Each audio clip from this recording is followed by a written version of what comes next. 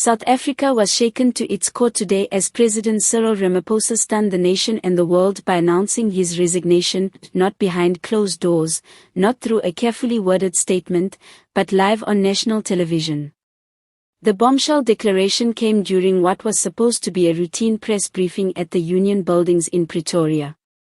Instead, the president's words marked the beginning of an unprecedented political earthquake that has thrown the ruling African National Congress (ANC) into total disarray. For weeks, rumors of Ramaphosa's mounting frustrations and increasing isolation within the ANC had circulated in harsh political corners.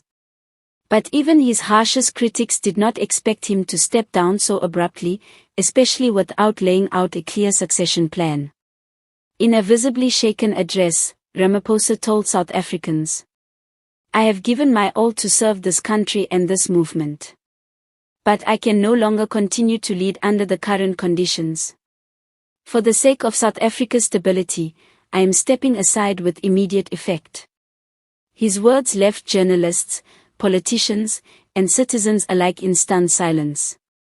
Within minutes, social media exploded, hashtags like #Ramaphosa resigns, #ANC in chaos, and #South Africa without leader dominating global trends. The resignation sent shockwaves not just through the country, but across the African continent, where South Africa's political and economic standing plays a critical role. The timing of Ramaphosa's exit could not be worse for the ANC. The party is already grappling with internal factional wars, corruption scandals, and a steadily declining voter base. With elections looming, the sudden vacuum at the top threatens to accelerate what many political analysts have long warned, the ANC's possible implosion after 3 decades of dominance. Inside the party, the collapse was immediate. Senior leaders scrambled to call emergency meetings, but no consensus emerged on who should step in as interim leader. Deputy President Paul Moshatile, long seen as Ramaphosa's heir apparent, faces resistance from powerful factions loyal to former President Jacob Zuma and the Radical Economic Transformation (RET) forces. Fico Malula, the ANC Secretary General, appeared before cameras later in the evening, his voice shaky, offering little assurance. "We acknowledge the President's resignation, and we are convening as a leadership collective. But let it be clear, the ANC remains strong and united." Yet his words rang hollow. Behind the scenes, insiders describe heated shouting matches, accusations of betrayal, and deep divisions that suggest the opposite of unity. Opposition parties wasted no time seizing the moment.